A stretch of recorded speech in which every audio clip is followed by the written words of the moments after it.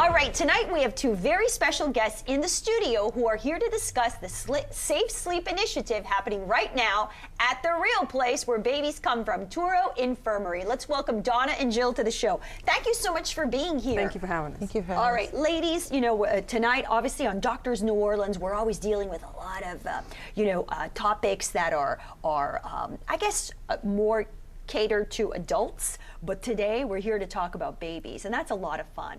Okay, so before we get started talking about, this Safe Sleep Initiative at Touro, I want to talk about your roles. Tell me about yourself. I'm Jill Sarpaz, and I'm the clinical nurse educator for the Family Birthing Center, which includes labor and delivery, postpartum, lactation, the intensive care unit, and then the well baby nursery. So we're a large unit encompassing all types of nursing, but we were coming together as a group to make it the Family Birthing Center. We love that. And what about yourself? I'm the patient care manager in labor and delivery at Touro. Okay, and as a patient care manager, kind of tell me about the day-to-day. Like how do you, walk me through the steps on how you deal with patients who are ready to give birth? We have a lovely unit. It's just been recently renovated. We have a 14-bed LDR areas. We have 3 rooms that provide hydrotherapy, water births. We have a 7-bed triage unit. We try to get people in, see if they're actually in labor, treat them, or point them in the right direction. We offer all types of births. We kind of want the mom to help us guide her in her own birthing needs. That's so important. And please tell me, I know that Touro has made a substantial investment in the, I guess, the baby department at Touro, and you've made it so comfortable. Tell me, what the reaction of your patients, is. I mean, it's just, it just looks like a very peaceful place to be. It really is. When in the renovation, we wanted it to feel very like a family birthing center, which is why we have the title. It's very calming. We used neutral colors. The rooms are all very, very homey. In the birthing tub areas, they're very like a traditional house would have. It's open, and we try to make it a very family-oriented experience. And also, you provide classes to patients. Tell me about that. We have our childbirth class series that the patients can sign up for online. Okay. Is that free? They are free to the community. We like free services. They are That's free, great. and they are amazing. The first class talks about the introduction. You're pregnant now. What can you expect? The second class may talk about what you need to look for while you're pregnant. Like if your baby's not moving, what should you do? Actually, we had an NICU nurse that was in one of our classes that said, I don't feel my baby move, and actually called her doctor and said, my baby's not moving. He said, come in, and she turned out to be emergency C-section. Her baby's doing fine now. So even if you're a nurse, even if somebody with a background, you could still come to these classes and pick up something. Right. And then there's another class that talks about the possibility of a C-section, and then there's another class that talks about postpartum care and then care of the newborn baby. And so what I hear from you and what Touro offers is that, you have basically, you treat the patient from the day they're pregnant, and then obviously they give birth, but then also I'm sure you have programs with post-care. Tell me a little bit more about the post-care, because for me, I think it's important that our viewers understand that, this is a whole, I think, the business that you're in of babies, delivering babies, is multi-generational. And truly, it's about the whole family being involved. So tell me about the post-care and what happens after, a patient gives birth. We have a postpartum unit. The patient delivers in labor and delivery, and then we transfer them to the postpartum unit. We offer in-room transition. The mom can keep the baby in the room with her if she chooses to, or we have a nursery that the baby can spend a little time away in. We also, in one of the education classes, it's dedicated to post-delivery and how to care for your baby. We have the lactation nurses. We have lactation consultants that will visit with the moms. We offer the lactation classes, so they can learn a little bit about breastfeeding prior to delivery. And the postpartum nurses do an excellent job at educating the moms before discharge. That's wonderful, because I know, in my, with my mother who had 8 babies, in those days they didn't have those type of resources. A woman just, went home with her baby after 2 days and is extremely overwhelmed and fatigued. Right. So not only is a woman dealing with just the physical exhaustion, from going through labor and delivery, but also, they're awake at night, and so I'm sure you help, provide the proper tools on how to deal with, life as a new mom. We do, and we also have our phone numbers for the educators on our website. Okay. So if moms are concerned about anything and they have questions, they can always call, and we'll either help them through it or point them in the right direction. Well, fantastic. Well, tonight, there's many reasons I wanted you on the show. First of all, to talk about the new birthing center at Touro, but also something that really caught my eye. I'm always doing some research on what's out there in the community. Is a very important topic. Again, talking about post-care. So when a woman brings home a baby, we hear, unfortunately, of a lot of babies who die from SIDS, sudden infant death syndrome. Can you tell me about this syndrome and why it happens?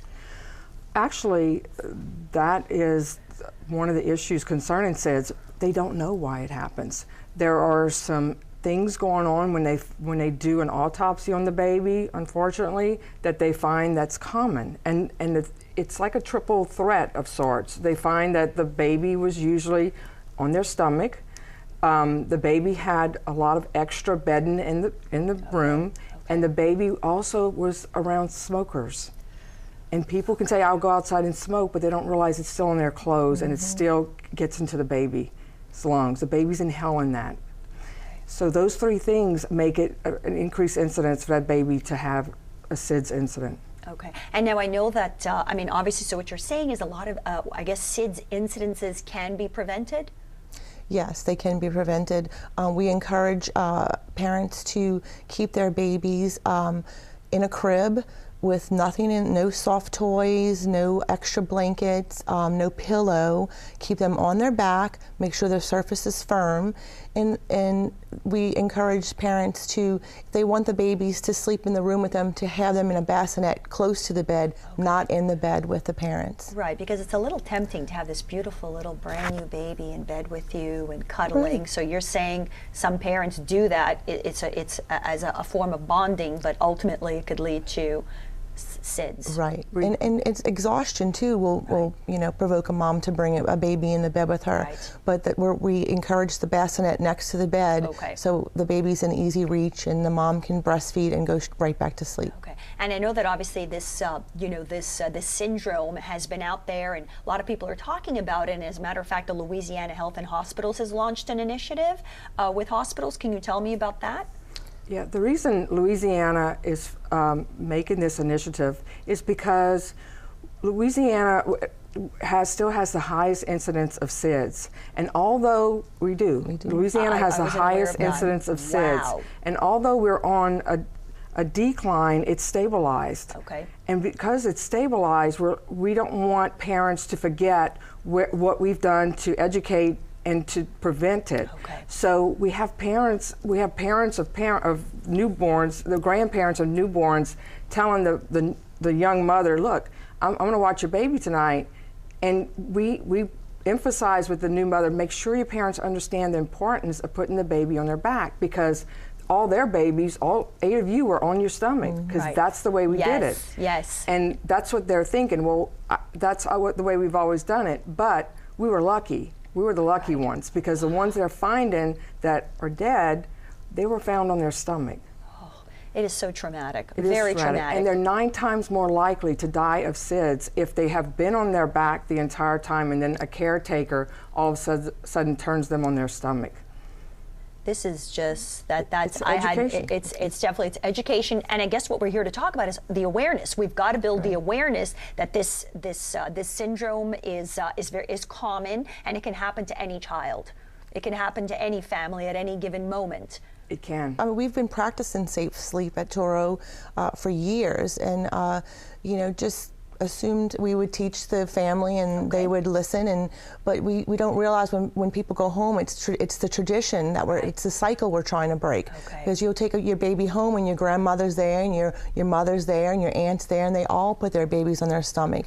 And just that one nurse may have told you, it's not safe to have your baby sleep on the stomach, to put it on the back, but you have your family struggling, to tell you this is the way it's done. So we're trying to break that cycle. Okay. And also with, I know that you're calling them the Safe Sleep Champions. Tell me about that. I love that. That sounds to me, it's like we're taking action, and that's what we need to do.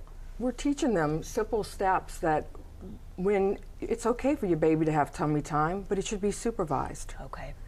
The baby should be, and we're also teaching the nurses, when you bring a baby in the room, model what we want them to do at home. Don't bring a baby in the room with all the extra bedding, the pacifiers, the bottles of milk. Bring the baby in the room the way you want that mom to keep that baby at home, because they'll see and do what we do. They'll copy what we do.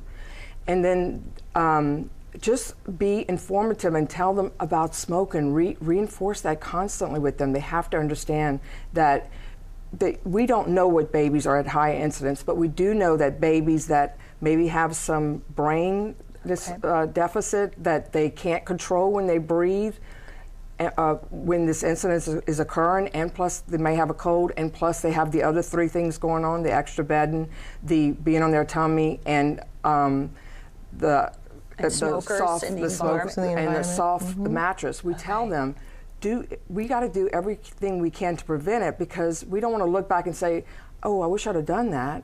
We want to make sure they have that information when they leave the hospital. Absolutely. This is such, truly vital information. This is the first time that I'm hearing about, obviously, these preventable, tips that parents can learn right away and actually put into use. Okay, so let's talk about, about spreading the word. How can people, get information on preventing SIDS?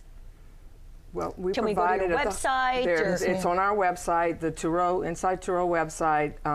We have great marketers at our hospital, and they are very focused on having the best information given to our patient concerning safe sleep. They have put information on our website. But when our moms are discharged, every one of those moms get a leaflet that we got from the Eunice Shriver.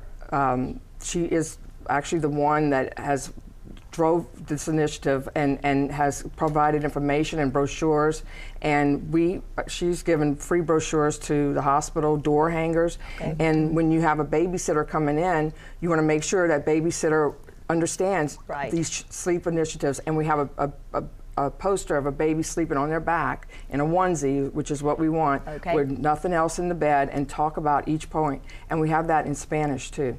That's so fantastic. I know that Touro has truly made a huge effort to educate, moms to be, but not only moms to be, the daddies. And what you're talking about here is that the whole family should be aware, because we get babysitters when you have a baby. Mom and dad want to go out, go to the movies. The last thing you want to get is a phone call that something happened to your baby. I mean, that is the most traumatic thing that can happen to a family. And our goal here at Doctors New Orleans is to meet and ladies like yourself, and truly building awareness, with various health topics. And this is something that we haven't covered, and that I would like to continue to cover, and working with Touro and with your team. And I think what you're doing is amazing, and you give such great comfort to new moms and their families. So, okay, last thing, how many babies actually, how many babies are born at Touro every month? I'm just curious, because I heard there's quite a bit. We deliver about 300 babies a month at Touro.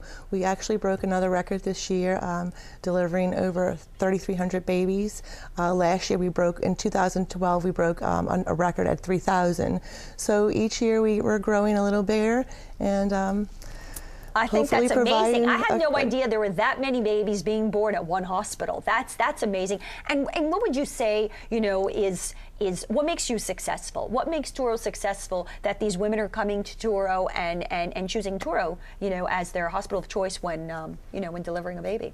Touro is a very welcoming, family-oriented hospital. Because you both look really happy working there, I had to ask. We are. We are, and we have a wonderful group of nurses. We have a wonderful group of physicians. We work very closely together. We're supported in our community. We're supported by the hospital, and Touro is where babies come from. Everyone knows that. Well, ladies, this was so informative. Thank you so much for being here.